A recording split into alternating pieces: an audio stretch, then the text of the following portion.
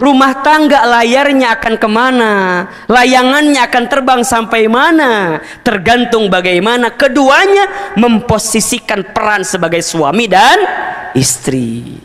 Jelas? Pertanyaan kedua, Ahilman, istri yang seperti apa yang bisa menguatkan qawamnya bagi seorang suami?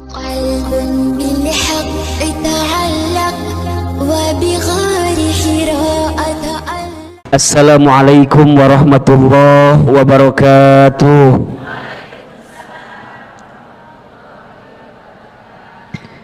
Subhanallahi wa bihamdihi, subhanallahil azim, adada khalqihi wa ridha nafsihi wa zinata arshihi wa midada kalimatihi.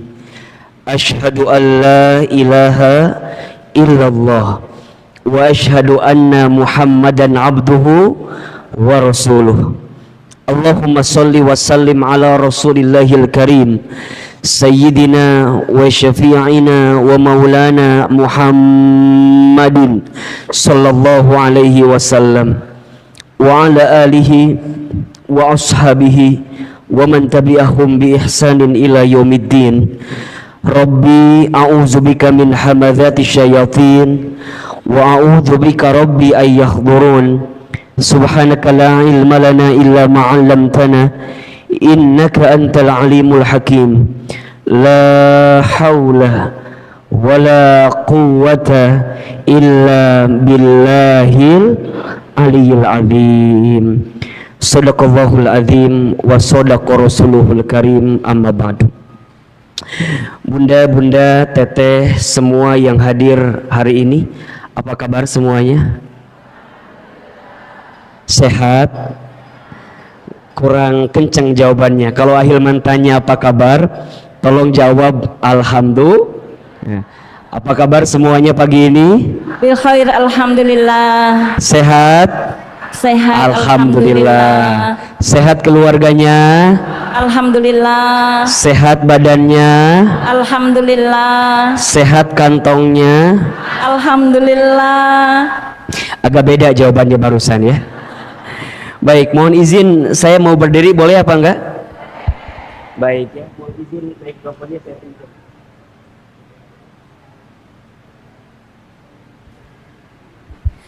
Kenapa Ahilman maunya berdiri? Biar kelihatan glowingnya ya. Jadi biar Ahilman tahu mana yang tidur, mana yang tidak gitu ya. Baik bunda sayang, alhamdulillah senang sekali pagi ini bisa berjumpa dengan bunda semua di Masjid Darussalam Kota Wisata. Pertama Ahilman mohon maaf baru tiba jam setengah 10 karena tadi baru keluar studio sekitar jam setengah 9 di Senayan, jadi ngejar ke Cibubur. Agak lumayan ternyata hektik perjalanannya.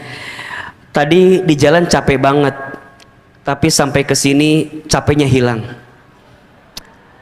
Ahilman baru tahu ternyata lelah itu bisa berganti dengan menatap wajah-wajah bunda semua ya. Karena Ahilman lihat ini wajahnya calon ahli surga semua ya. Ahilman baru bilang calon ya. Calon mah banyak yang nggak jadi biasanya ya. Insya Allah mudah-mudahan bunda sayang kita berdoa berharap kepada Allah semoga pertemuan kita pagi ini diridhoi oleh Allah Subhanahu wa taala. Setiap langkah bunda jadi wasilah Allah hapuskan dosa-dosa kita ya. Dan mudah-mudahan siapapun di antara kita dimuliakan oleh Allah Subhanahu wa taala. Amin amin ya rabbal alamin.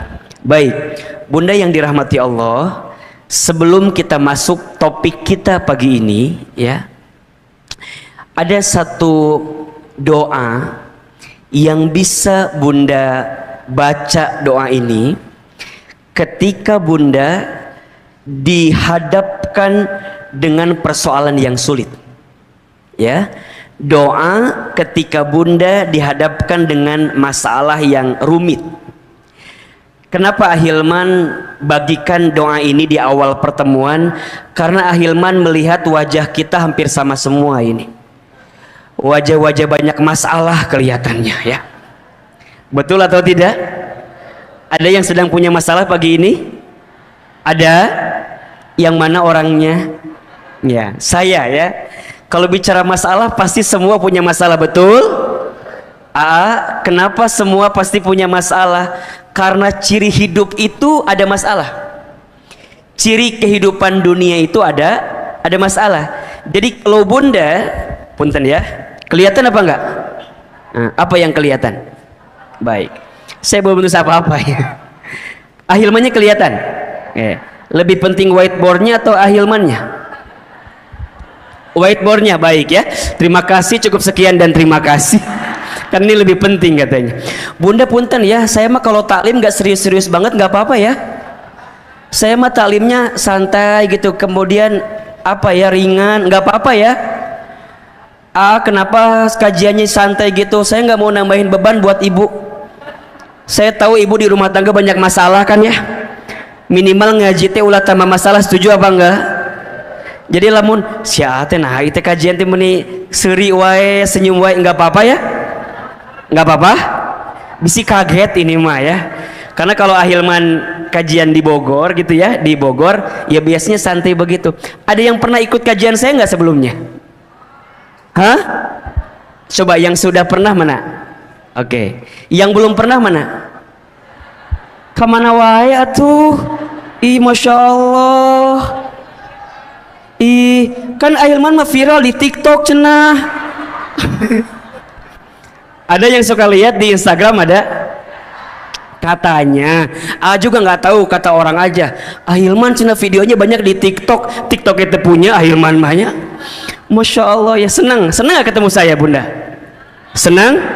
Kalau senang lanjutkan kajiannya. Tapi kalau enggak cukup sekian dan terima kasih. Untuk apa tuh saya jadi beban buat ibu semua ya? Ini bapak-bapak punten ya, sebelah sana nggak saya perhatikan ya. Memang kalau udah ada perempuan fokus aku jadi beda sih. Lebih ke sini ya, punten ya, nggak apa-apa ya. Baik, perhatikan bunda.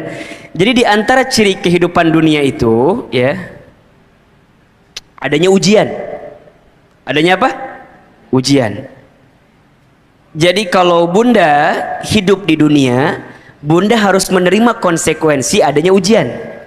Adanya ujian ya. Nah, ujian itu dalam hidup ada dua. Satu, ada ujian yang sifatnya sesuatu yang membahagiakan, atau bahasa lainnya kebaikan. Yang kedua, ada ujian yang sifatnya sesuatu yang tidak membahagiakan atau tidak menyenangkan, namanya keburukan. Ini ada di Quran surat Al-Anbiya ayat 35. Ya. Jadi, apa kata Allah? A'udzubillahi minasyaitonirrajim. Bismillahirrahmanirrahim. Wa nabluukum bisyarri wal khairi fitnah. Dan kami akan menguji kamu sekalian dengan apa? Bisyarri, dengan sesuatu yang buruk, wal khairi, dan dengan sesuatu yang baik, fitnah sebagai ujian. Wa ilaina turja'un, dan hanya kepada kamilah engkau akan dikembalikan. Oke? Jadi hidup di dunia ini adalah etape dari ujian ke ujian. Disebutkan dalam ayat yang lain, misal di surat Al-Mulk ayat 2. Apa kata Allah? Alladzi khalaqal mauta wal hayata liyabluwakum ayyukum ahsanu amala wa huwal azizul ghafur. Dialah Allah yang menciptakan kematian dan kehidupan sebagai apa? Liyabluwakum, sebagai ujian untuk kamu sekalian. Apa yang ingin Allah lihat? Bukan ujiannya, ayyukum ahsanu amala. Kata Allah, siapa di antara kamu yang paling baik sikapnya ketika Allah berikan ujian itu? Oke, pertanyaan kedua.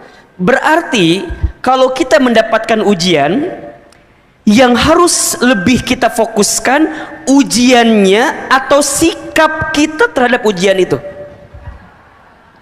Saya ulangi, mana yang perlu kita fokuskan, ujiannya atau sikap kitanya? Sikap kita. Karena Allah tidak akan bertanya ujian kita. Allah hanya akan bertanya apa sikapmu ketika engkau mendapatkan ujian itu. Betul? Makanya kalau saya analogikan begini, kalau bunda ikut ujian, kemudian hasilnya tidak lulus. Pertanyaan Ahilman, kira-kira yang salah soalnya atau jawabannya? Halo? Jelas tidak? Kalau bunda ikut ujian, hasilnya tidak lulus, yang salah soal atau jawaban? Oke. Kalau bunda sekarang dapat masalah, dapat ujian, jangan salahkan ujiannya, jangan salahkan soalnya, karena soal tidak mungkin tertukar. Soal anak SMP nggak mungkin dikasih ke anak SMA, soal anak SMP nggak mungkin dikasih ke anak SD. Soal sudah tertakar, tak mungkin tertukar. Yang perlu kita hadirkan apa sikap kita terhadap ujian itu. Betul? Nah, apa sikapnya? Nah, kita berusaha dengan sekuat tenaga kita. Di antara banyak cara untuk meringankan setiap persoalan yang datang kepada kita, maka disinilah kita butuh doa namanya. Apa namanya? Doa. Jadi ketika kita diberikan ujian, ya, Allah tidak mungkin memberikan ujian melebihi batas kemampuan kita. La yukallifullahu nafsan illa wus'aha. Allah tidak akan memberikan beban kepada hambanya melebihi batas kemampuan hambanya. Artinya apa? Kalau hari ini punten ya, mohon maaf ya, kalau bunda diberikan persoalan, diberikan masalah, diberikan ujian, maka bunda harus yakin karena Allah percaya sama kita. Karena Allah tahu kita mampu, Allah tahu kita kuat, Allah tahu kita bisa menghadapi ini semua. Tapi kita manusia biasa, betul? La haula wala quwata illa billah. Kita tak punya daya upaya, kita tak punya kekuatan, kita tak punya kemampuan. Semua itu akan semakin kuat ketika kita mendapatkan pertolongan dari siapa? Pertolongan dari Allah. Dan pertolongan dari Allah itu bisa kita jemput dengan cara apa? Memanjatkan doa kepada Allah. Jadi mohon maaf ya, bukan tidak ada jalan keluar. Seringkali mata kita tertutup untuk menemukan jalan keluar itu, karena kita nggak menghadirkan Allah di dalamnya gitu. Bunda naik mobil, mobil itu kacanya kotor. Pertanyaan saya, kalau kacanya kotor, kira-kira kalau kita nggak bisa jalan, gara-gara jalannya nggak ada atau kacanya kotor? Bunda lagi di mobil, lagi jalan ke sebuah tempat, nggak kelihatan jalannya. Pertanyaannya, jalannya nggak ada atau kitanya nggak kelihatan karena kacanya kotor? Karena kacanya kotor. Jadi kalau bunda ada masalah, jangan pernah bilang nggak ada jalan keluar. Jalan keluarnya ada, hanya kita nggak pernah tahu jalan keluarnya apa, karena mata dan hati kita ketutup untuk tidak menemukan jalan itu. Kenapa? Karena kita tidak melibatkan Allah di dalamnya gitu. Pertanyaan saya jelas? Kan sering kita bilang gini ya, udah nggak ada jalan keluar lagi gitu ya, udah sulit deh, udah rumit deh, sudah. Sebenarnya nggak begitu gitu. Hanya kita yang tidak menjemput jalannya melalui pertolongan Allah Subhanahu wa Ta'ala. Seringkali kita itu terlalu pede dengan kemampuan kita, padahal kita ini tak ada daya, tak ada upaya, betul? Nah, maka Ustadz, apa di antara doa yang bisa menguatkan kita untuk menghadapi masalah hidup kita? Doanya ada di Quran surat Al-Kahfi ayat 10. Ini doanya Ashabul Kahfi ketika mereka terhimpit di sebuah gua itu. Ya, terhimpit dalam satu keadaan, kemudian mereka memanjatkan doa kepada Allah. Kan kalau kita analogikan sama dengan keadaan kita hari ini mungkin ya. Jadi kalau ada di antara bunda sayang ada masalah di rumah tangga, ada masalah di keluarga, ada masalah di bisnis, di usaha, dan apapun itu, bunda merasa Ahilman ini berat banget Ahilman, ini susah banget Ahilman, kita butuh pertolongan Allah Ahilman. Maka bunda jemput doanya dengan doa di ayat ini. Surat apa? Al-Kahfi ayat berapa? Ayat 10. Apa doanya? Oke. Rabbana atina min ladunka rahmah wa hayyi lana min amrina rasyada. Ya. Tadi ada yang teriak Rabbana atina fid dunya hasanah. Keur masalah tarik deuynya. Sok A sekali, bunda sekali. Rabbana. Yang kencang. Rabbana atina min ladunka rahmah wa hayyi lana min amrina rasyada.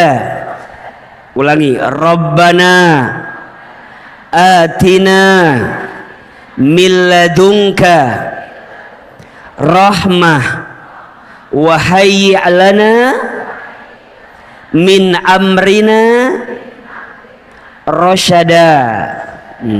Perhatikan terjemahannya ya. Kalau kita sedang punya masalah, sedang diuji, apa yang kita minta sama Allah? Ternyata dua yang kita minta. Yang pertama, Rabbana atina min ladunka rahmah. Kalau kita lagi diuji, kita minta sama Allah diberikan rahmah. Apa itu rahmah? Apa itu rahmat? Kasih sayang. Jadi, disadari atau tidak, masalah yang datang kepada kita itu adalah pesan cinta Allah kepada kita. Betul? Kalau Allah sedang mencintai seorang hamba, maka Allah akan memberikan ujian kepada hamba tersebut. Karena Allah sedang rindu kepada hamba tersebut. Allah sedang mencintai hamba tersebut. Maka sekarang bagaimana caranya bunda bisa tenang kayak begitu tuh? Jadi kalau dikasih ujian, bunda bisa bilang begini, ya Allah, makasih ya, Engkau sayang sama aku ya Allah. Engkau berikan ujian kepada hamba ya Allah, karena Engkau sayang kepadaku. Maka apa dalam hadis lain Nabi sebutkan, innallaha idza ahabba qauman ibtalahum. Sesungguhnya Allah apabila mencintai seorang hamba, ibtalahum, Allah akan menguji hamba tersebut. Man yuridillahu bihi khairan yusiba minhu. Barang siapa yang diinginkan oleh Allah kebaikan dalam hidupnya, yusiba minhu, maka Allah akan berikan musibah kepadanya. Bunda, coba bunda belajar deh. Kalau lagi dikasih ujian, bunda lihatlah ujian itu sebagai pesan cinta Allah kepada kita. Dan untuk kayak gitu tuh susah banget gitu, ya nggak sih? Kadang-kadang kita ngerasa, itu kok begini, kok begitu, kok begini, kok begitu. Padahal yang kita minta apa? Allah tuh lagi sayang sama bunda. Allah lagi sayang sama kita. Masa kita marah dengan Allah sayang sama kita? Bukankah ujian menggugurkan dosa?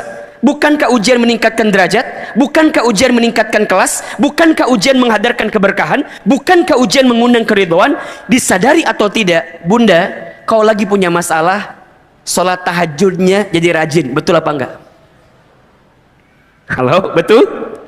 Kalau sedang punya masalah, sholat duhanya nggak pernah tertinggal, betul?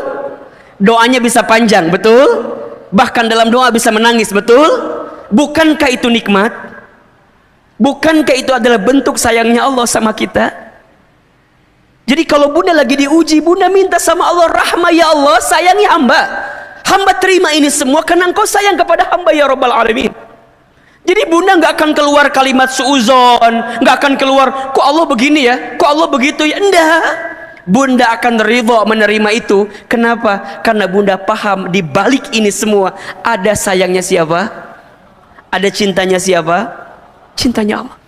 Maka kita minta dengan ujian yang datang Allah makin mencintai kita. Betul apa betul? Bunda disayang sama suami, mau atau tidak? Sekarang bunda disayang sama yang punya hati suami. Bunda disayang sama yang punya hidup suami. Bunda disayang sama yang ngatur kehidupan suami, mau atau tidak? Maka bunda yang pertama minta sama Allah, Rabbana atina min ladunka rahmah. Sayang ya Allah, sayang ya Allah. Bukan hanya itu, tapi minta yang kedua, wa hayyi lana min amrina rasyada. Apa itu rasyada, Ahilman? Petunjuk. Petunjuk dari siapa? Allah. Bunda, kita punya rencana, betul? Allah punya rencana, betul? Rencana siapa yang paling baik? Allah. Kita punya keinginan, Allah punya keinginan. Keinginan siapa yang paling baik? Allah. Maka bunda minta petunjuk bukan yang terbaik menurut kita, tapi yang terbaik menurut siapa? Allah. Ya Allah, hamba terima ini sebagai pesan cintamu kepadaku, dan hamba minta ditunjukkan ya Allah jalan terbaik bagi persoalan yang sedang hamba dapat ini ya Allah. Bunda, kalau udah bisa begitu, bunda akan tenang apapun yang bunda terima itu. Dan ingat ya bunda,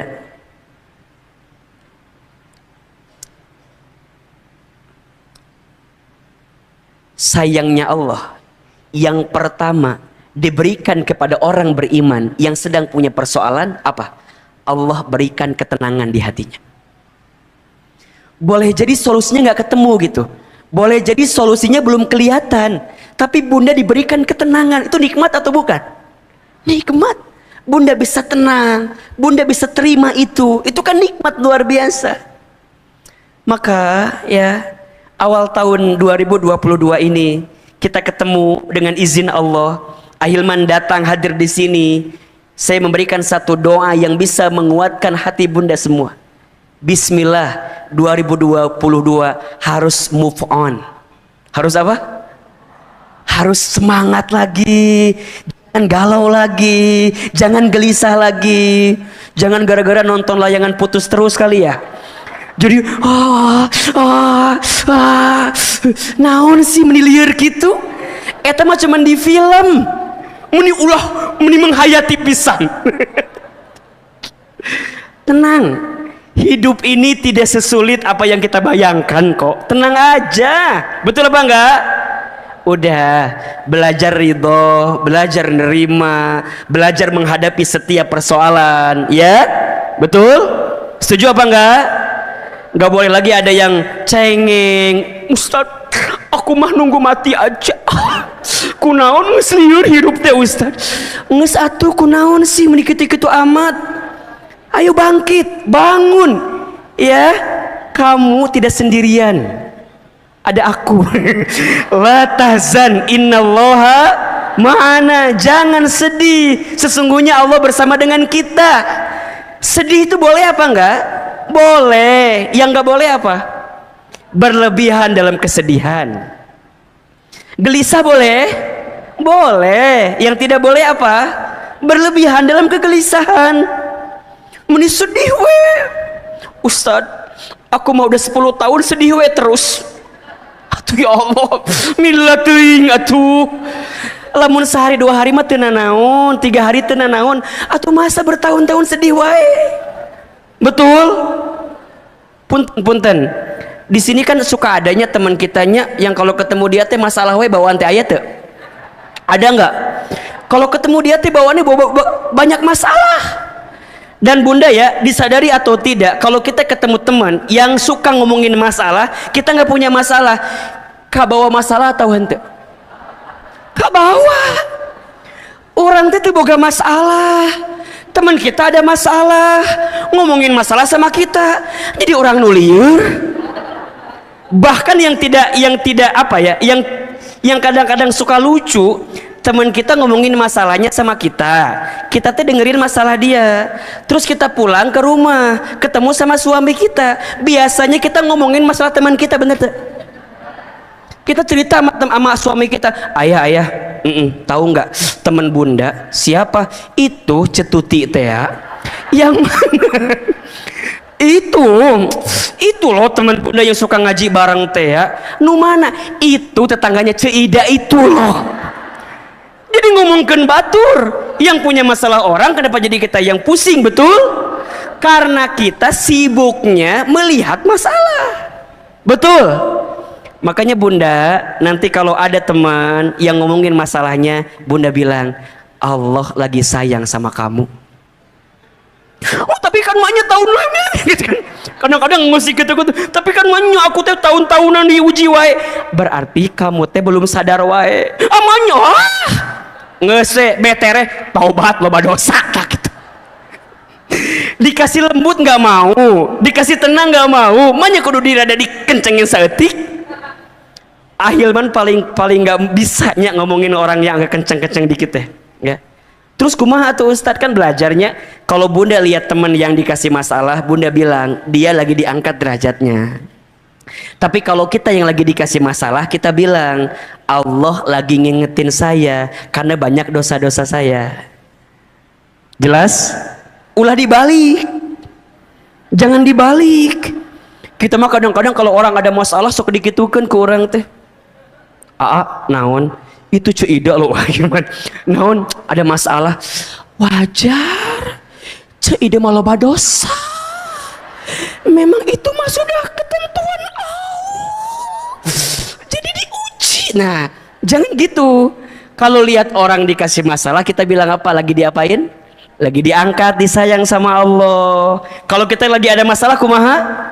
Lagi diingetin karena banyak dosa kita. Kita mah kadang-kadang, Ustadz, aku teh lagi diuji sama Allah. Terus kumaha? Allah lagi naikin derajat aku kayaknya.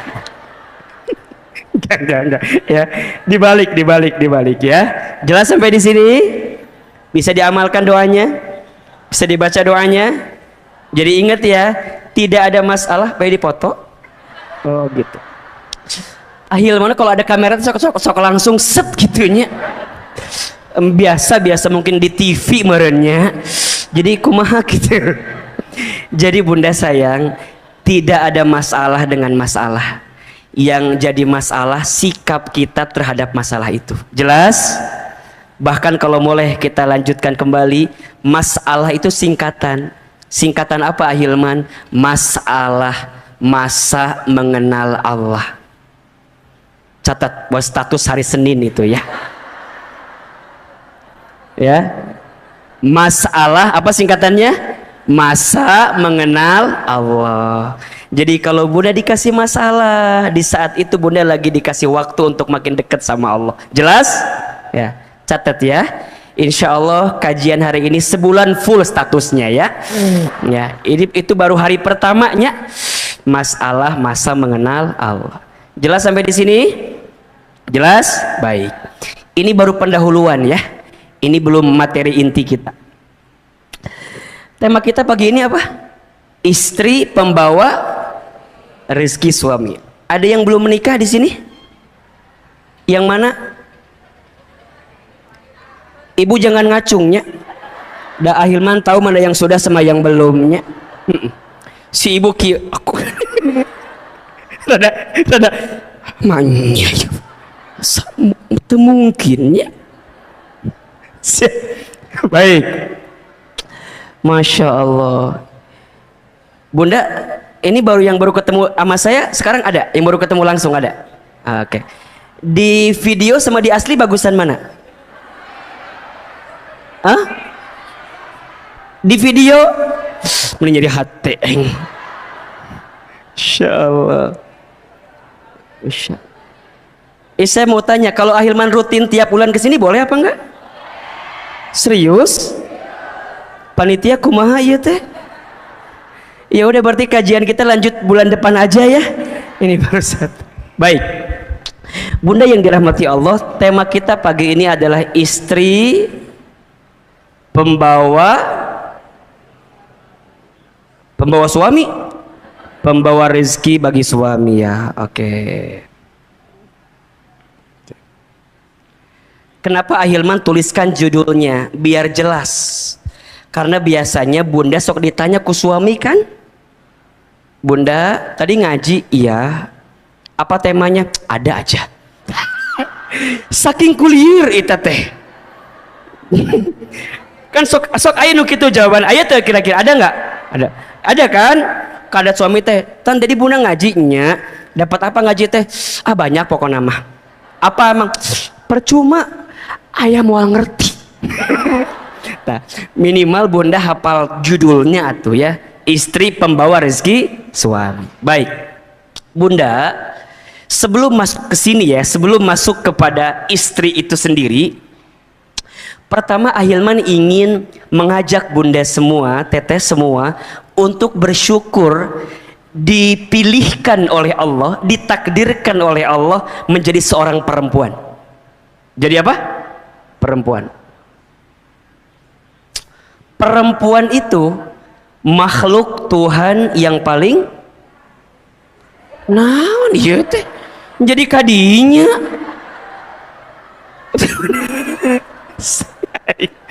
Aduh liar.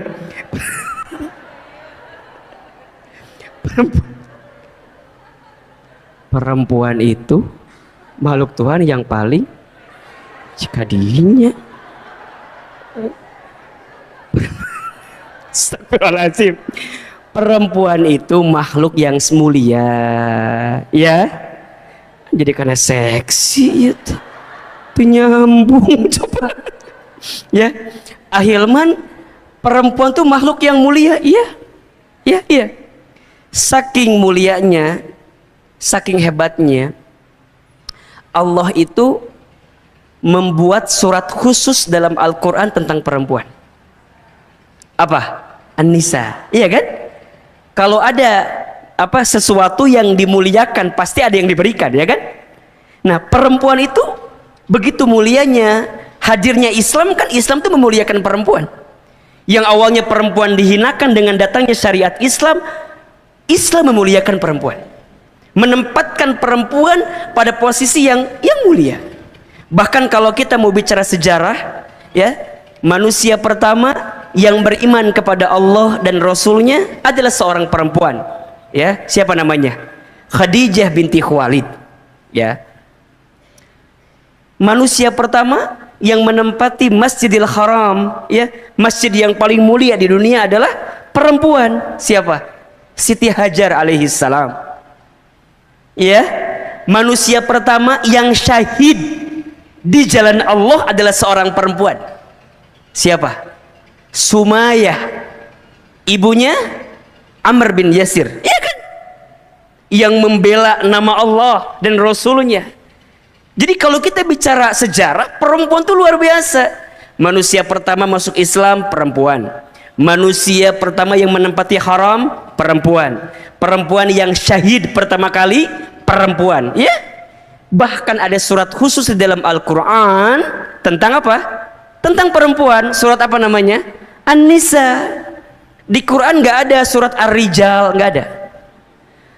Kalau laki-laki itu langsung ditunjukkan namanya biasanya, iya kan? Surat Hud, surat Muhammad, surat Yunus, surat Yusuf, ya. Surat Ali Imran, keluarga Imran. Tapi kalau untuk perempuan dibuat dua, ada yang khusus namanya surat Maryam, ada yang umum namanya surat An-Nisa. Betul? Berarti perempuan itu mulia. Bahkan dijanjikan dalam sebuah hadis ada 4 perempuan. Ada berapa? Ada 4 perempuan yang dijanjikan masuk surga. Yang 4 perempuan itu nanti masuk kategori di beberapa segmen perempuan. Ada berapa tadi? 4, ya. Perempuan yang dijanjikan masuk surga itu ada 4. Siapa di antara namanya? Yang pertama siapa, tahu nggak? Oke, Khadijah binti Khuwailid. Khadijah. Yang kedua siapa? Asiyah binti Muzahim.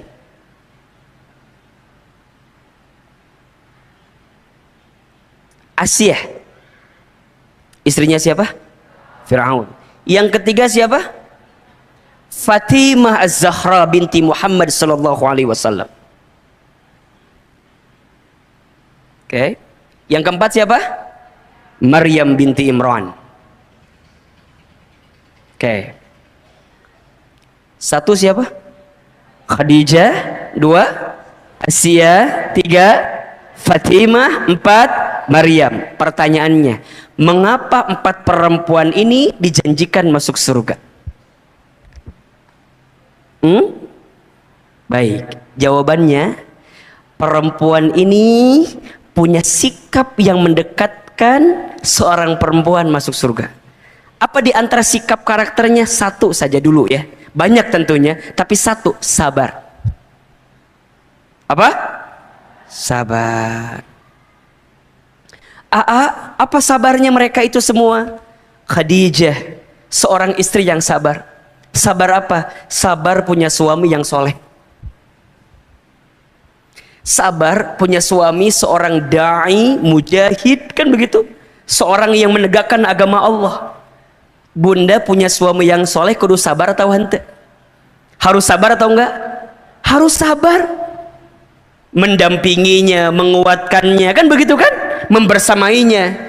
Bahkan disebutkan dalam sejarah, Khadijah itu perempuan yang Masya Allah, ketika Nabi gelisah menatap wajah Khadijah, langsung hilang kegelisahan Rasulullah SAW. Kebayang tak? Satu kali dikisahkan, Nabi itu mendapatkan wahyu yang pertama di Gua Hira. Ya, lagi bertahan di Gua Hira, tiba-tiba datang malaikat Jibril, kan? Apa kata Jibril? Iqra, Iqra, Iqra. Nabi lagi sendirian, keadaan gelap. Tiba-tiba ada yang bicara, Iqra, Iqra, Iqra. Takut atau apa enggak? Takut. Ke samping enggak ada orang, ke kiri enggak ada orang, ke depan enggak ada orang, ke belakang enggak ada orang. Lihat ke atas ada makhluk berjubah putih. Siapa yang datang? Jibril. Apa kata Nabi? Ma'ana biqari, aku tidak bisa baca. Sampai kata Jibril diselesaikan 5 ayat Al-Alaq itu.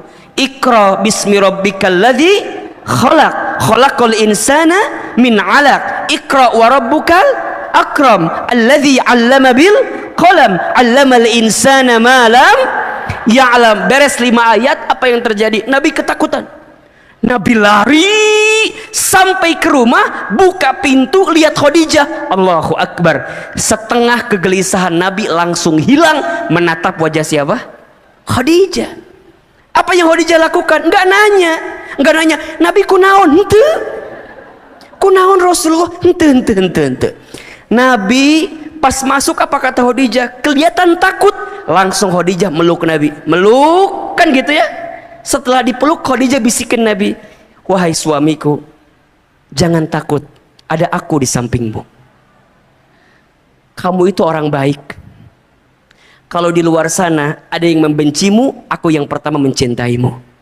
Kalau di luar sana ada yang memusuhimu, maka aku yang pertama membelamu. Kata siapa itu? Khadijah. Setelah dipeluk, dibisikin, hilang semua kegelisahan Rasulullah SAW. Masya Allah. Ustaz mau tanya sekarang, punten. Kalau ibu yang ada di sini, punten, ini mah punten pisan. Kalau suami di kantor ada masalah, pulang ke rumah, lihat ibu, hilang masalah, tambah masalah.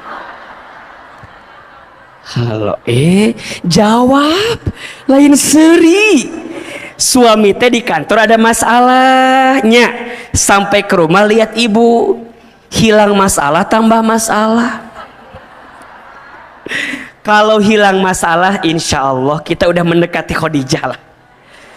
Tapi kalau tambah masalah, jararauken masih jauh ternyata kita teh. Makanya punten ya, ibu puntennya, iya punten pisannya. Kalau ibu fotonya sama suami disimpan di dompet, jangan kegeeran dulu. Ustaz, apa? Suami aku mah sayang banget sama aku teh. Emang kenapa? Ih, di dompetnya ada foto aku, coba. Bunda, jangan GR dulu. Tahu nggak sih? Suami kita teh di dompetnya ada foto kita untuk menenangkan masalah suami kita. Maksudnya gimana? Kalau suami di kantor ada masalah, dia lebih tenang karena di rumah tangga lebih gede masalahnya. Apa? Oh, foto saya gitu. Jadi kalau bunda, kalau suami, masalah saya besar, tapi dia lihat foto ibu, tenang, ini lebih besar masalahnya. Jadi ulah waka GR heula. Satu kali Ahilman pernah tuh ngisi acara kan, kata Ahilman tuh di akhir sesi, besok bapak-bapak tolong bawa masalah yang paling berat dalam hidup bapak-bapak ya, gitu ya.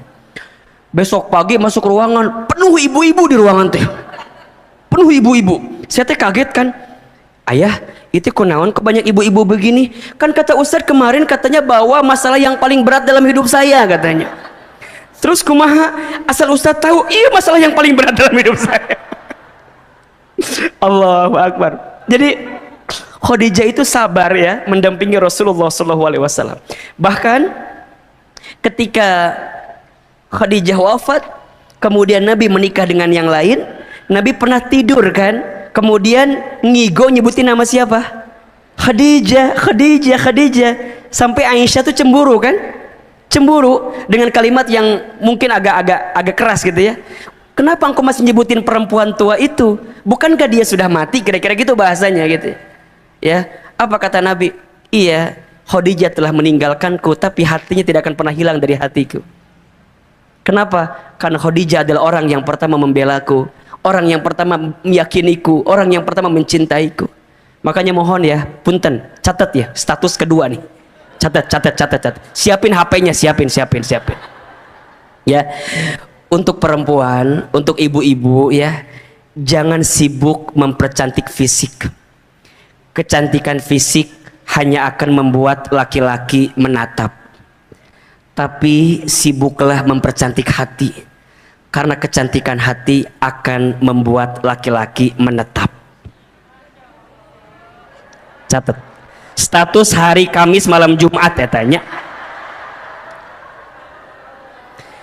Kecantikan fisik hanya membuat laki-laki menatap. Kecantikan hati membuat laki-laki menetap. Ya? Tapi kan Ustadz harus juga cantik fisik. Iya harus juga. Tapi kan tergantung skincare-nya eta mah. Eta mah tergantung perawatannya. Da cantik ganteng mah relatifnya. Jelek mutlak. Jadi cantik mah relatif, tergantung lihatnya siapa dan di mananya. Dan tergantung pencahayaan dan tergantung editan. Jadi cantik hati itu paling penting. Kecantikan fisik membuat orang lain menatap, tapi kecantikan hati membuat orang lain menetap. Maka belajar dari Khadijah, sabar punya suami yang soleh, insyaallah. Yang kedua Asia. Kalau Asia sebaliknya, sabar punya suami yang kurang atau yang tidak soleh. Bunda punya suami yang tidak soleh, kudu sabar atau hente? Sabar. Siapa suami Asia? Fir'aun. Coba Ahilman mau tanya, di sini ada yang punya suami kayak Fir'aun? Ada. Iya bisi ayah, bisi ini mah. Ada atau enggak? Ustadz ari Fir'aun kumaha? Fir'aun mah kesel dikit bunuh orang. Ada tadi dia anu kehel dikit bunuh orang, kan nggak ada. Jadi maksud Ustadz kumaha kieu? Kalau bunda diuji sama suami, belajarlah bersabar. Suami kita teu siga Fir'aun teuing lah, nggak kayak Fir'aun banget lah gitu kan. Masih ada yang bisa dimaklumi mungkin. Dan ketika bunda bersabar dengan punya suami yang kurang soleh, boleh jadi pahala surga bunda tuh dapat dari situ. Makanya ketika Asia diuji dengan Fir'aun, apa jawaban Asia? Allahumma najini baitan fil jannah. Ya Allah, aku terima ujianku ini, tapi aku mohon ya Allah, najini baitan fil jannah, gantikan untukku rumah di surga. Atas apa? Atas kesabaranku mendampingi Fir'aun. Jadi kalau bunda punya suami yang kurang soleh, ya, lestarikan, budidayakan. Boleh jadi pahala surga kita teh ada di situ. Betul? Bunda teh jadi sabar mendampinginya, sabar membersamainya. Tapi kan Ustadz, atuh teu kuat ari kitu-kitu mah. Ya ada batasnya. Selama bisa dimaklumi gitu ya. Karena kadang-kadang kita mah suka pengen suami tuh yang ideal bangetnya. Betul gak? Pengen yang suami soleh, kaya, ganteng, pinter. Banyak sih, kalaupun ada udah jadi suami orang lain. Udah, belajar suami kita hari ini itu yang terbaik, bismillah. Betul apa enggak? Ustadz, enak kali ya punya suami kayak Ustadz Hilman. Contoh ini mah. Contoh. Bunda, jangan pernah berharap punya suami kayak begini, jangan. Kenapa coba? Satu udah ada yang punya. Sok saya mau tanya deh ke ibu, gampang deh. Ibu mau nggak punya suami kayak Ustadz Hilman? Hah? Mau atau tidak? Mau, iya. Ada yang nggak mau? Baik. Ibu harusnya jawab nggak mau. Kenapa?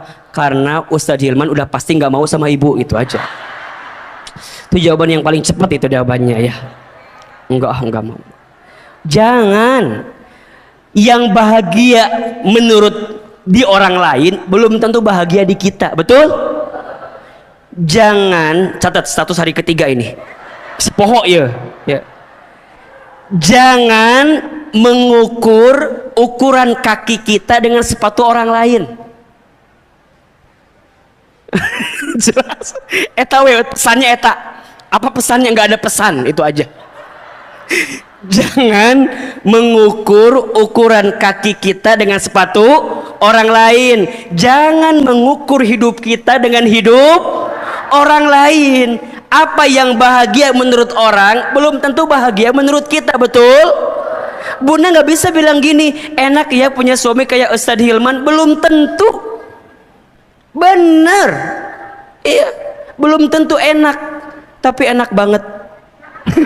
Belum tentu enak. Iya, harus siap ditinggal.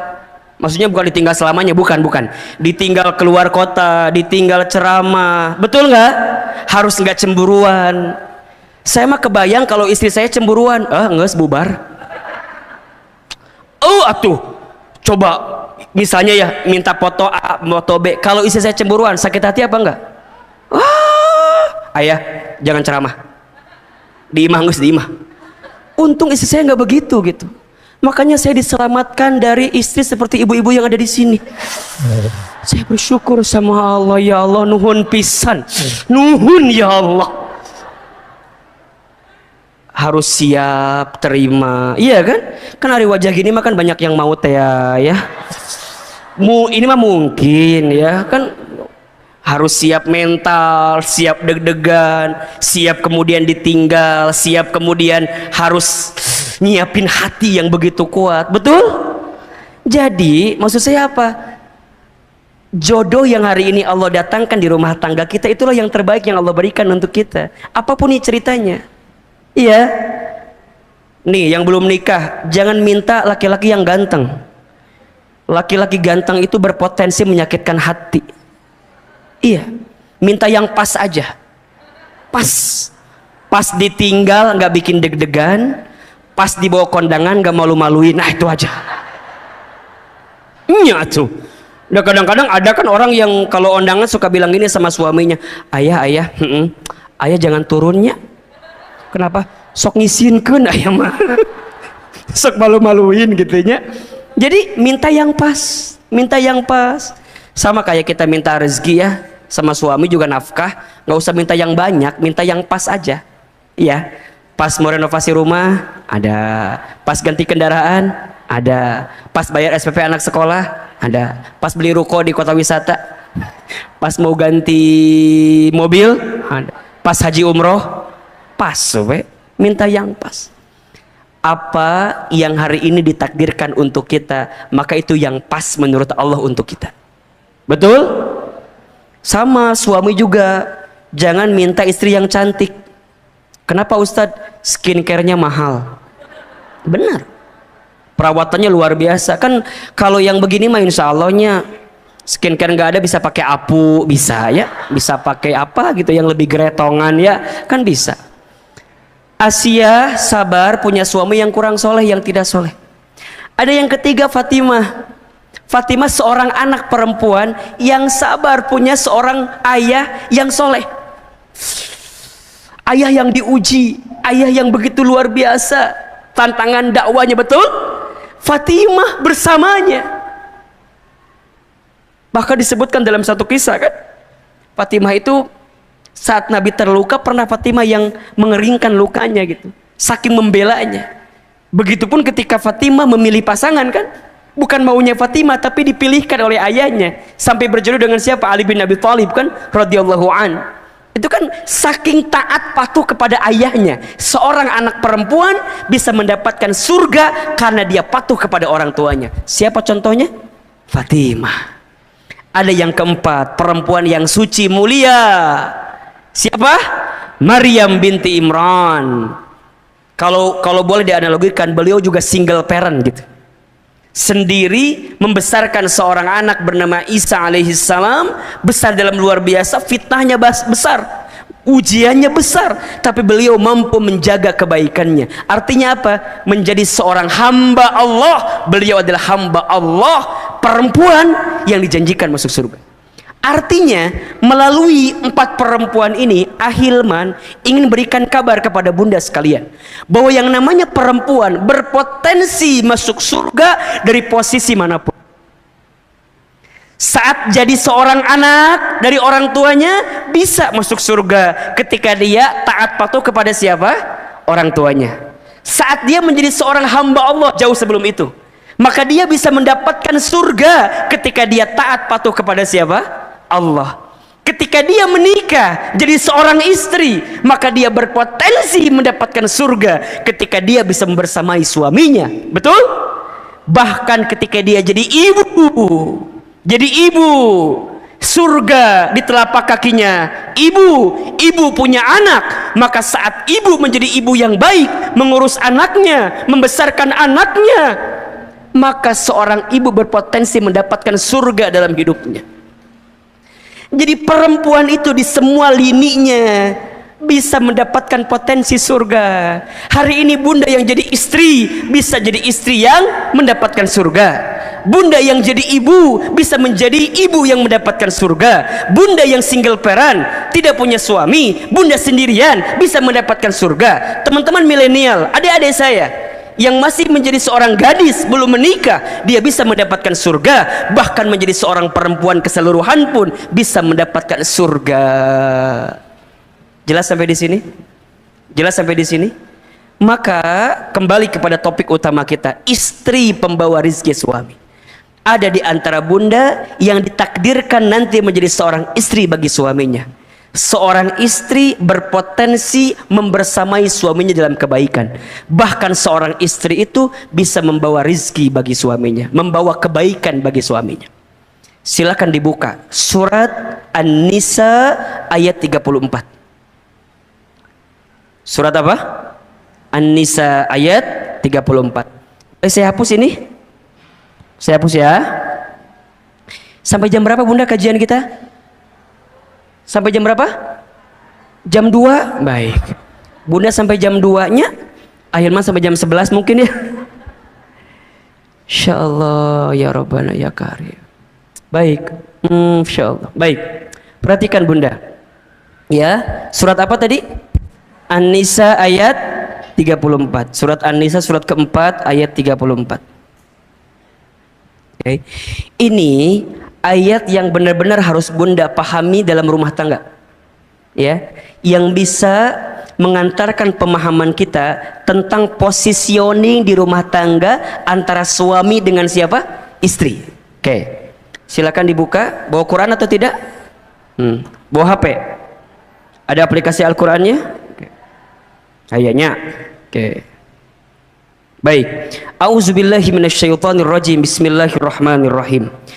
Ar-rijalu qawwamuna 'alan nisa, ya. Laki-laki itu atau suami itu qawwam, pelindung bagi perempuan, bagi istrinya. Kenapa? Bima faddalallahu ba'dahum 'ala ba'din wa bima anfaqu min amwalihim.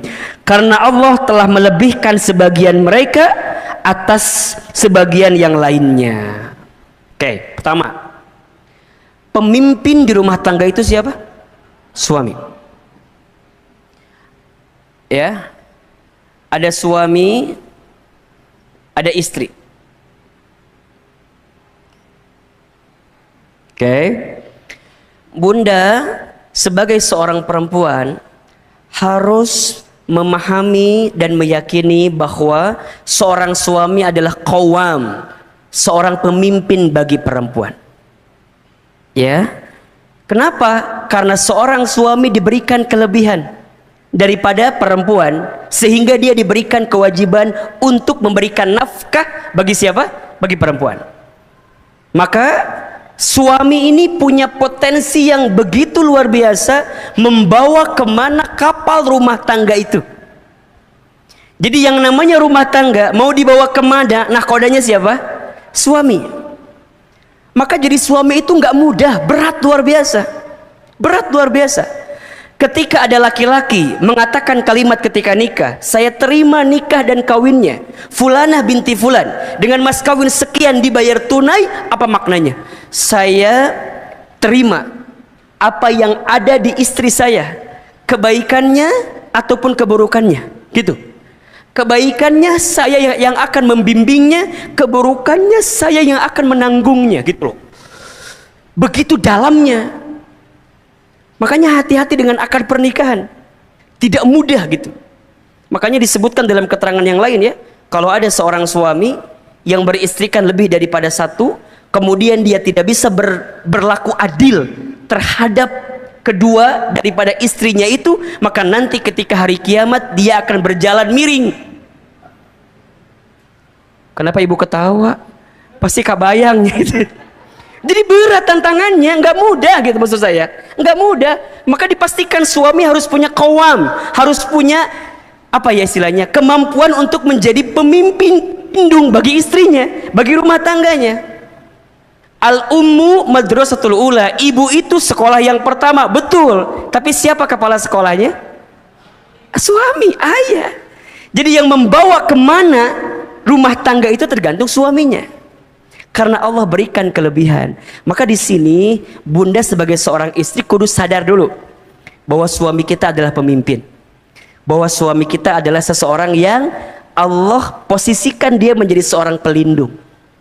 Maka ingat, posisi kita bukan sama gitu ya, bukan berarti kudu sama, bukan, tapi bunda berada di sampingnya untuk membersamainya, bukan berarti sama posisinya, bukan, karena di dalam Islam suami adalah pemimpin bagi perempuan. Nah sekarang pertanyaannya, suami yang bisa menjadi qawam ini nggak bisa lahir bim salabim abrakadabra prok prok prok jadi apa, nggak bisa. Suami yang bisa jadi qawam, yang bisa jadi pemimpin itu, pelindung itu, tentu suami yang memiliki kapasitas. Maka ketika kita jadi suami, kudu belajar, kudu ngaji, kudu ikut ta'lim, agar kita dikuatkan membawa gerbong ini gitu loh. Jelas? Jadi yang namanya rumah tangga itu kan bunda kudu belajar setiap waktu, betul apa enggak? Rumah tangga itu sekolah yang paling lama. Kalau sekolah yang paling lama berarti belajarnya juga lama. Kalau belajarnya lama berarti ujiannya juga banyak, lama, betul? Maka kudu belajar. Nah, suami yang mau belajar, meningkatkan kapasitasnya menjadi seorang qawam, menjadi seorang pelindung, menjadi seorang pemimpin, butuh ilmu gitu. Butuh penguatan sehingga dia bisa membersamai keluarganya dalam kebaikan. Dan yang kedua, ini yang paling penting, seorang suami yang menjadi qawam itu tidak lahir begitu saja, tapi dia didampingi oleh orang yang membersamainya. Siapa itu? Istri. Jadi sebenarnya itu berkesinambungan gitu bunda, bersamaan. Kalau ada pemimpin yang baik, biasanya di balik layarnya ada orang-orang yang baik, betul apa enggak? Betul? Bunda jadi direktur utama, pasti di sampingnya ada direksi yang lain kan? Ada kadif, ada kadep, betul? Ada pendamping, ada penguat dari sisi yang lain yang bisa menguatkan kepemimpinannya, betul? Di rumah tangga suami kita pemimpin, tapi kepemimpinannya tidak akan berjalan dengan baik kalau tidak ada pendamping yang baik. Siapa pendampingnya itu? Istri. Artinya secara konteks ini suami dengan istri punya peran masing-masing atau tidak? Punya peran atau tidak? Punya peran. Rumah tangga layarnya akan kemana, layangannya akan terbang sampai mana, tergantung bagaimana keduanya memposisikan peran sebagai suami dan istri. Jelas? Pertanyaan kedua, Ahilman, istri yang seperti apa yang bisa menguatkan qawamnya bagi seorang suami? Kira-kira begitu. Istri yang seperti apa? Lanjutkan ayatnya. Di sini disebutkan setidaknya ada 3 atau ada 2 saja, atau ada 1 tapi cirinya 2, ya. Tapi kalau sederhana, ya, ada 3 ciri istri yang bisa membersamai suaminya sehingga pada akhirnya membawa kebaikan bagi suaminya. Ya, siapa dia? Fassolihatu qanitatun hafidhatun lil ghaibi bima hafidhallah. Istri yang pertama yang bisa membawa rizki, membawa kebaikan bagi suami adalah istri yang solihat. Nah, jelas? Solihat. Apa itu solihat? Dijelaskan sebenarnya di kalimat setelah ini, tapi kalau boleh digambarkan, solihat itu adalah istri yang taat kepada Allah. Yang taat kepada siapa? Allah. Jadi istri yang senantiasa menghadirkan ketakwaannya kepada Allah, istri yang bertakwa, istri yang beriman, istri yang senantiasa meningkatkan ibadahnya, istri yang senantiasa menguatkan suaminya dari sisi yang mungkin suaminya kurang. Di balik laki-laki yang hebat pasti ada perempuan yang hebat, pasti itu biasanya, ya. Kalau enggak ke atas, ke samping. Ke atas ibunya, ke samping istrinya. Makanya Bunda pernah dengar mungkin hadis ini, ya, ad-dunya umataun, dunia itu perhiasan, kan gitu. Wa khairul mata'iha al-mar'atus sholihah, kan gitu, ya. Dan perhiasan yang paling utama, ya, adalah apa? Kalau istri solehah kan sangat kecil maknanya, tapi al-mar'atus sholihah apa? Perempuan yang solehah. Siapa? Ibunya yang solehah, istri yang solehah, anak perempuan yang solehah, atau adik kakak perempuan yang solehah. Pokoknya kalau hidup kita diisi dengan perempuan-perempuan yang solehah, maka pasti akan mendapatkan kebaikan. Coba deh, ibu, Masya Allah, saya tuh kalau bicara ibu suka suka nggak kuat kadang-kadang, Bunda. Kenapa? Karena kalau orang nanya, ya, Hilman hari ini bisa begini, bisa begitu. Kalau saya jawab, bukan hebatnya saya, hebatnya doa ibu saya. Ibu saya itu waktu saya kecil gitu, ya, saya tuh nakal banget, Bunda. Nakal banget. Kalau main bola belum pecah kaca tetangga, belum beres main bolanya gitu. Saking ngagodanya luar biasa gitu, ya. Sampai tetangga tuh banyak yang komplain gitu. Ibu, ini si Iman tuh gini. Apa kata ibu saya? Iya, maafin ya, nanti Iman bakal jadi ustadz, katanya gitu. Singkat cerita, ibu saya lulus SD masukin ke pesantren. Saya masukin ke pondok, ke pesantren. Singkat cerita, ibu saya sakit gejala stroke ringan. Jadi kalau makan itu harus disuapin gitu. Saya itu kalau libur dari pesantren, saya pulang ke rumah, saya nyuapin ibu saya. Satu kali ibu saya itu kalau sarapan pagi-pagi, sarapannya sambil nonton ceramah ustadz-ustadz di TV gitu. Sampai kata ibu saya, Iman, nanti mama bakal nonton Iman ceramah di TV, ya, kayak ustadz itu.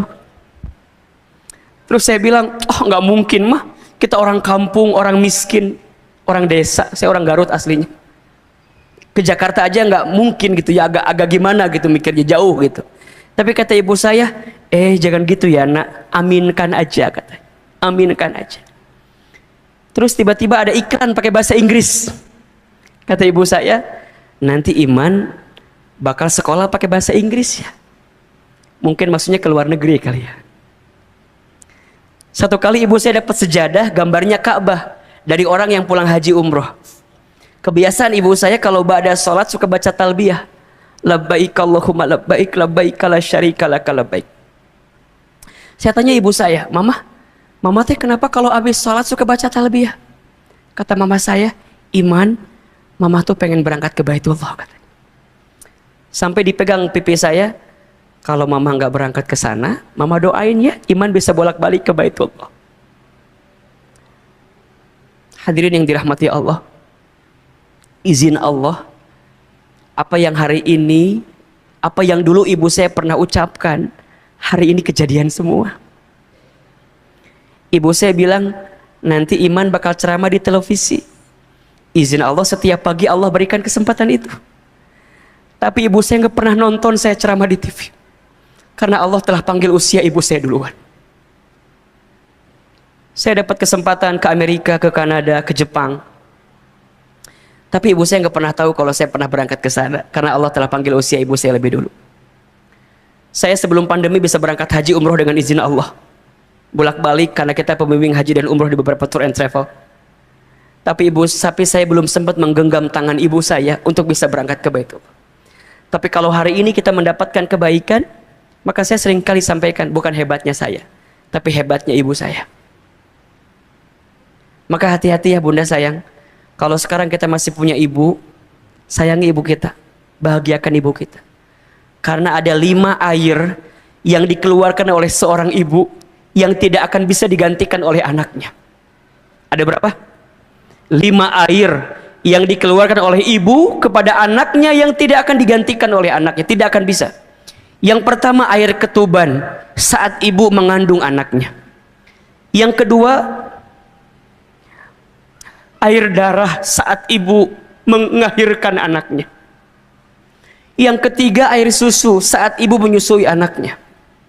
Yang keempat, air keringat saat ibu merawat membesarkan anaknya. Dan yang kelima, air mata saat ibu menangis mendoakan anaknya. 5 air yang dikeluarkan oleh seorang ibu untuk anaknya yang tidak akan bisa digantikan oleh anaknya. Air ketuban saat ibu mengandung anaknya. Air darah saat ibu melahirkan anaknya. Air susu saat ibu menyusui anaknya. Air susu saat ibu menyusui anaknya. Air keringat saat ibu merawat membesarkan anaknya. Air mata saat ibu menangis doakan anaknya. Maka di balik laki-laki yang hebat, biasanya ada perempuan yang hebat. Siapa? Ibunya. Atau juga istrinya. Maka hati-hati ya, seorang suami jangan mudah menyakiti perasaan istri. Karena ketika hati istrimu terluka, tersakiti, boleh jadi mengundang kekecewaan yang datang dalam kehidupanmu. Bunda sering menemukan kali ya, ada seorang suami yang dengan istrinya dari nosot naik gitu ya, tiba-tiba mohon maaf dia lupa diri, kemudian istrinya tersakiti, kemudian apa yang terjadi? Habis. Ada nggak yang begitu ceritanya? Kan sering kita menemukan. Kenapa? Karena kezoliman, karena kesalahan yang dilakukan. Maka hati-hati. Maka bunda belajar ya, jadi istri yang solehah, yang taat kepada Allah, bertakwa kepada Allah. Karena ini mengundang kebaikan bagi suami kita. Jadi kalau bunda sekarang sholat, kalau bunda sekarang baca Quran, kalau bunda sekarang taklim, bunda niatkan juga di dalamnya, ya Allah, mudah-mudahan kesalehanku ini bisa menutupi kekurangan suamiku. Mungkin suami kita ngajinya kurang, mungkin suami kita sholat tahajudnya jarang, mungkin suami kita doanya jarang. Maka bunda kuatkan sebagai seorang istri karena bisa membersamai suami dengan penuh kebaikan. Betul? Yang kedua, istri pembawa kebaikan bagi suami adalah istri yang qanitat. Qanitat. Tadi yang pertama apa? Solihat. Yang kedua, qanitat. Apa itu qanitat, Ahilman? Qanitat itu artinya istri yang taat patuh kepada suaminya. Istri yang taat patuh kepada suaminya selama suaminya menyuruh sesuatu yang tidak melanggar syariat. Oke, saya mau tanya sekarang. Tolong jawab. Nyuci piring tugas siapa? Tolong jawab. Oke. Suami. Tugas siapa? Suami. Nyuci baju tugas siapa? Ngepel tugas siapa? Masak tugas siapa? Oke. Tugas ibu apa? Tugas ibu taat kepada Allah, taat kepada suami.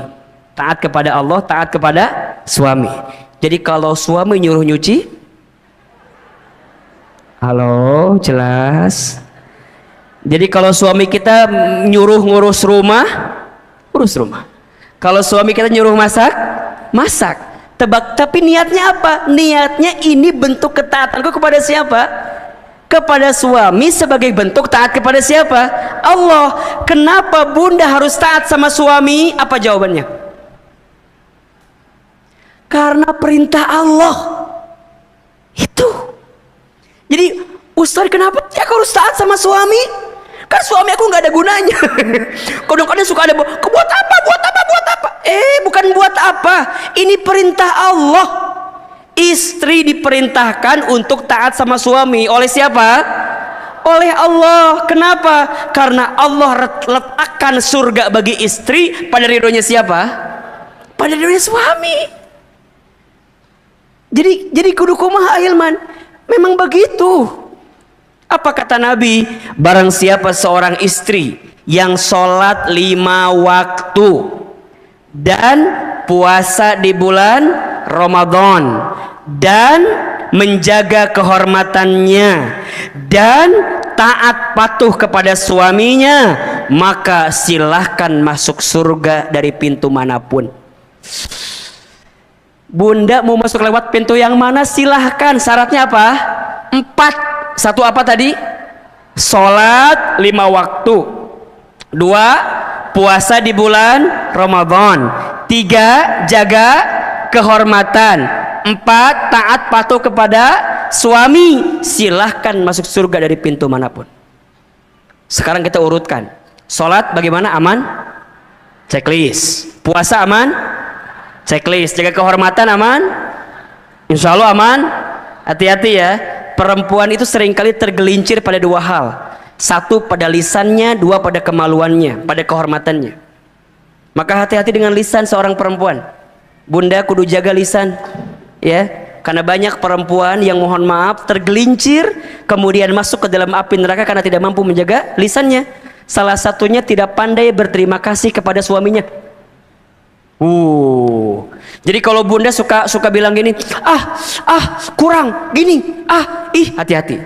Istri yang tidak pandai menerima pemberian suaminya bukan istri yang mendapatkan golongan qanitat. Jadi kudu terima. Tapi kan Ustadz kurang. Kan kurang. Kalaupun kurang, bicaranya yang baik. Belajar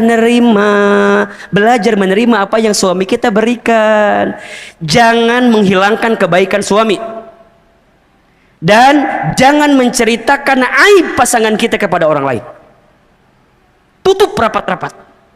Karena kadang-kadang, ini mah kadang-kadang ya, bukan yang di sini, yang entah di mana gitu kan. Kadang-kadang kita suka nggak nerima, Ustadz, aku mah selama nikah sama suami itu nggak pernah bahagia. Ya Allah, menghilangkan etama, betul apa enggak? Yakin gak bahagia sedikit pun? Pasti adalah bahagia mah, pasti ada, betul apa enggak?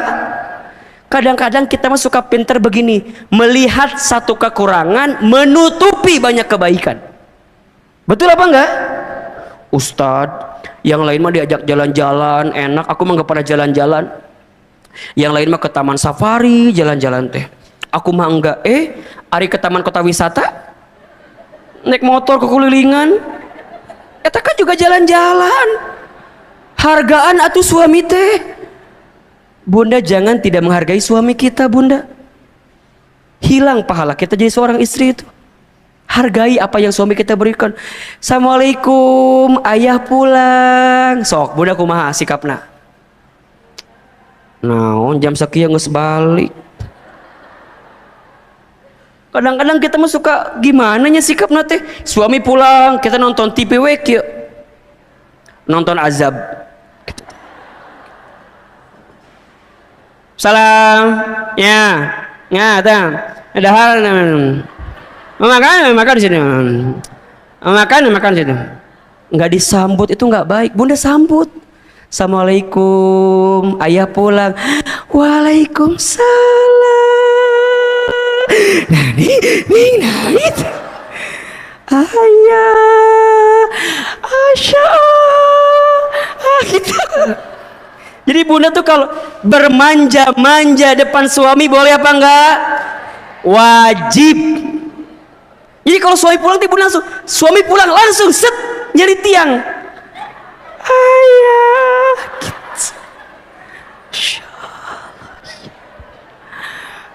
Gitu. Tanya, waalaikumsalam, ayah pulang. Ya udah, cium tangannya, ambil tasnya. Ayah mau makan dulu, mau mandi dulu, atau mau nyuci baju dulu, atau mau apa dulu gitu. Siapin makannya, siapin handuknya, kudu begitu. Itu teh pahala, masya Allah bunda. Qanitat, bunda taat kepada suami karena diperintahkan oleh siapa? Oleh Allah. Bunda jadi cantik depan suami boleh apa enggak? Boleh banget, bahkan kudu. Ciri istri yang baik, satu, ketika dipandang suaminya membahagiakan suaminya. Dua, ketika diperintahkan suaminya dia taat patuh kepada suaminya selama suami tidak memerintahkan perkara yang melanggar syariat. Dan yang ketiga, ketika ditinggal suaminya dia mampu menjaga diri dan kehormatannya. Jadi bunda cantik teh harus. Tapi karena apa? Karena Allah. Ini perintah dari siapa?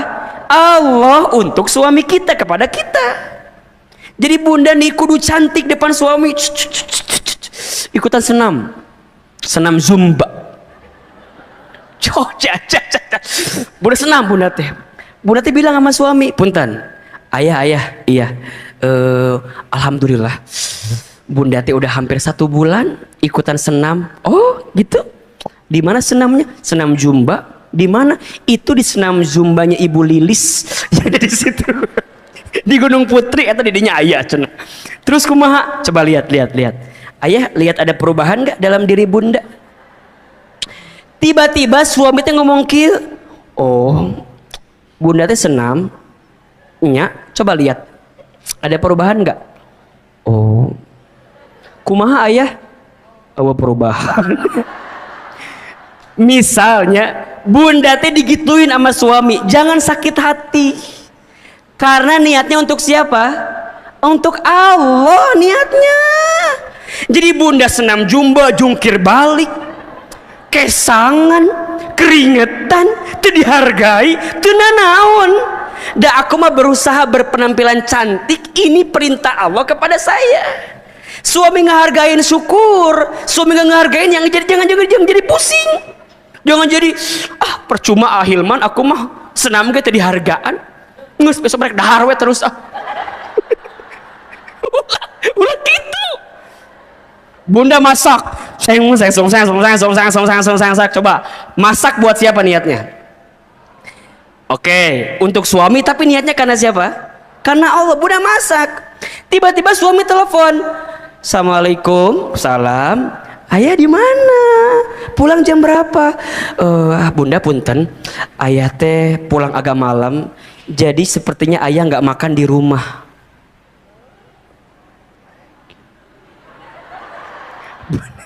Bunda keur masak, tiba-tiba suami bilang nggak makan di rumah. Sakit atau tidak? Sakit. Di mana sakitnya? Di dia. Sakit, Ustaz, sakit. Bunda jangan. Beres masak, bunda teh makan semua. Suami teh punya hobi makanya pakai sambal. Bunda teh udah ngareno sambal. Kita suami nggak makan di rumah, ku bunda teh udah kehel teh dimakan sambal semua. Udah. Sore makan, malam sakit perut. Kiwe. Suami pulang, assalamualaikum, ayah pulang. Bunda teh di kamar, kiwe. Suami datang, bunda kenapa kok di pojokan kamar gitu? Akhirnya bunda kesel kan, bunda bangun. Kamu tuh nggak pernah peka sama aku, tau gak sih? Kebanyakan nonton Ikatan Cinta, tah. Kamu tuh nggak pernah peka. Aku teh masak untuk kamu. Masak sambal sacoeteun. Biar kamu makan sambal. Aku makan semua. Ayeuna nyeri beuteung saya. Bunda, kalau niat taatnya karena suami jadi capek, betul apa enggak? Tapi kalau niat taatnya karena Allah jadi kebaikan. Qonitat. Kenapa bunda harus taat kepada suami? Karena ini perintah dari siapa? Allah. Dan istri yang taat, yang bisa membahagiakan suaminya, maka istri ini membawa rezeki bagi suaminya. Suami yang bahagia karena istrinya, maka suami akan membahagiakan istrinya. Kudu nama kitu. Walaupun aya nu henteu kitunya. Ustaz, aku sudah berjuang. Yaudah, bunda kalau sudah berbuat baik tapi nggak dihargai, jangan kecewa, karena Allah tahu apa yang bunda lakukan. Tapi kan Ustaz harusnya mah atuh sama suami aku juga sayang sama aku. Iya, harusnya kan begitu ideal, nak. Tapi kan kadang-kadang mungkin saja ada yang beda sama apa yang kita mau, betul? Bunda jangan pusing ketika kebaikan kita tak dihargai oleh pasangan kita. Catat ya, status hari keempat ini. Catat ya, catat. Rumah tangga yang baik itu bukan rumah tangga yang saing, tapi yang saling. Bukan menuntut, tapi menuntun. Ulangi. Rumah tangga yang baik bukan saing, tapi saling. Bukan menuntut, tapi menuntun. Gitu. Jangan tuntut pasanganmu untuk seperti apa yang kamu mau, tapi tuntun pasanganmu untuk seperti apa yang Allah mau.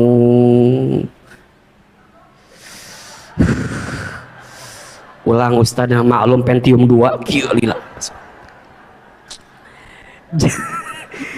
Jangan tuntut pasanganmu untuk sesuai apa yang kamu mau, tapi tuntun pasanganmu untuk sesuai dengan apa yang Allah mau. Bukan maunya kita, tapi maunya Allah. Bunda taat suami itu bukan semata-mata maunya suami, tapi maunya siapa? Maunya Allah. Bunda taat kepada suami karena Allah perintahkan itu kepada kita. Coba, kalau Allah perintahkan kepada kita dan kita menjalaninya, dapat pahala apa enggak kita? Dapat pahala atau enggak? Dapat. Jadi bunda jangan ngerasa ngapain tuh dihargaan, ngapain gak dihargai. Jangan pernah berpikir kebaikanmu tak dihargai, karena Allah pasti menghargai apa yang kamu lakukan. Kesalahan suamimu, biarkan itu jadi tanggung jawab dia dengan Allah. Sedangkan kita jadi seorang istri, tetap memberikan yang terbaik untuk suami kita. Jelas? Jelas atau tidak?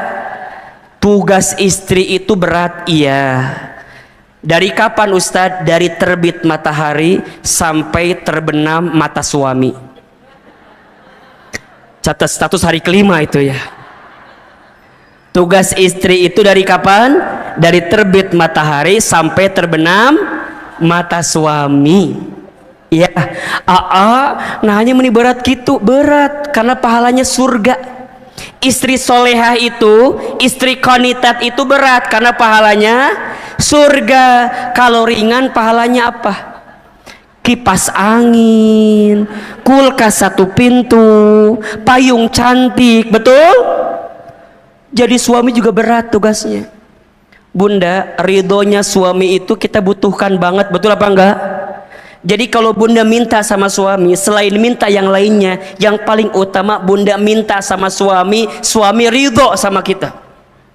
Coba bunda pernah nggak nanya sama suami, ayah ridho nggak punya istri saya kayak aku gitu? Jangan-jangan ridho, jangan-jangan nyusahkan orang teh selama ini.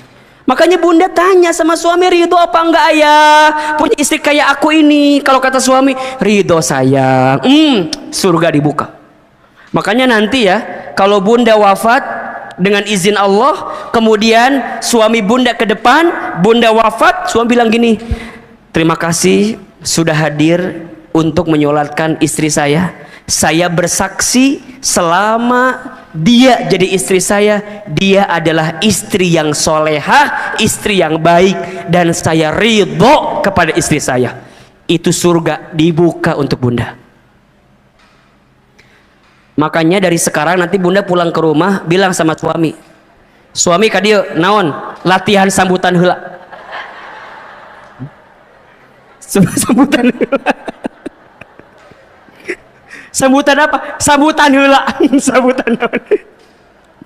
Ridhonya suami itu masya Allah. Makanya kan Allah itu menitipkan ridhonya kepada manusia ada 3 kan ya.